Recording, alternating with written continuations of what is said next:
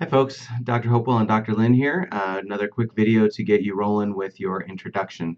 We wanted to make sure that we provided this quick brief update for this particular course because in the past this section has been somewhat different from other courses. And what the purpose of our changing this part of the action research process is to really simplify and narrow it down for you as teachers. So basically, what we're saying is if you know someone who's taken this course in the past, this is maybe a part of that conversation you have with them that you may not want to have because they're going to say, well, we did this, this, and this, and then you're going to freak out because you're not doing this, that, and the other, and that's okay. So if you have friends or people that you know that have taken this class, now that we're starting into our sections of the action research proposal, uh, maybe don't take the advice of someone who's taken this class on those things. It might confuse you, it might misdirect you because there were other sections that we included in the past that we've eliminated, combined, condensed to try and simplify for you. Okay, so let me talk a little bit about the tools that we're providing to help this be an easier writing process for you. One of the first things, always, we have an assignment guide. So if you look at the assignment guide, it gives you very specifically what kinds of information you should include in each section of your introduction, which is the very first section of your proposal, the introduction section. And so it gives you outlines really pretty clearly the kinds of information you should be including. This is where your lit review matrix should be a really helpful tool for you because you can go into your review matrix and say, oh, here's a piece of information that will be really helpful to insert here. So it should save you a little bit of writing time. One of the main things that you'll be doing in the introduction is finding ways to organize in a meaningful way the information that you take from the lit review matrix. Your basic task in writing an introduction is to guide the reader's understanding about the focus of your study.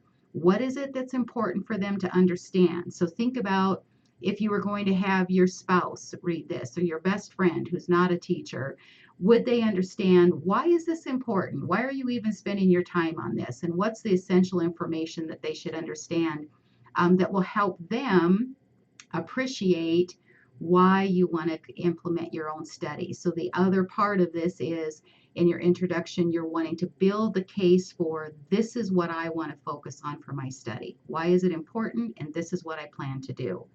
At the end, you'll see a conclusion section that one of your tasks is to identify very clearly a teaching intervention that you're going to focus on during your methodology for your study, what you're actually going to do during your study that you hope is going to make a difference for student learning. Now, if most of you, if not all of you, are collaborating with a partner for a collaborative action research study, it's possible that you might be using two different strategies and then you want to compare them. This is something that will kind of evolve with time, something that Dr. Hopewell and I will talk through with you in the second coaching session.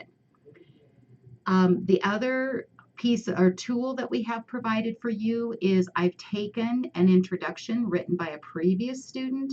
I modified that to the new format that we're now asking you as students effective this semester to start writing an introduction that looks like this.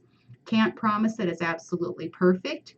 It was her first draft as well, so there may be some misspell, there may be some deviations from APA 6 format. But one of the things that I did in the side margin was wrote in using review mode, I wrote in comments that guides you to some really key APA 6 writing style format. So look at that example, read the comments, and then use your last tool that we provide for you. And actually, there's a lot of tools that we provide for you. At the end of our D2L content session, we have a writing resources section, and there's all kinds of different, really easy access, some web based, some PDF, but tools that help you learn to write like a researcher using APA 6 style. Dr. Hopewell, what did I forget?